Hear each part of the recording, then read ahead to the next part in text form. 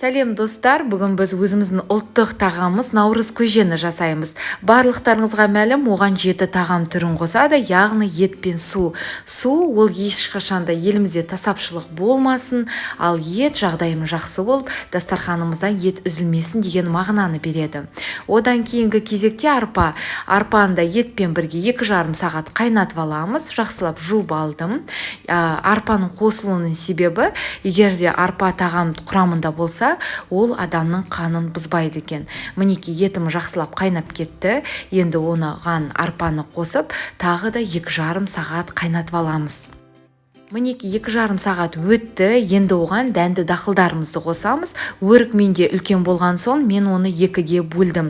Бұл дәнді дақылдарда бостан-бос қосылмайды. Оның мәні бір тамырдан тараған дәндер секілді ұрпағымыз жайылып, ұрпағымыз көбейсін деген мағынаны береді екен. Барлық көже дайын болған соң, берер алдында оған сүтті қосамыз. Сүт немесе айранды қоссаңыз болады. Оның да әрине мағынасы бар. Айрандай үйіп, тату-тәтті өмір сүрейік деген мағынаны береді. Сонымен қатар дәміне қарай тұз қосуды да ұмытпаймыз.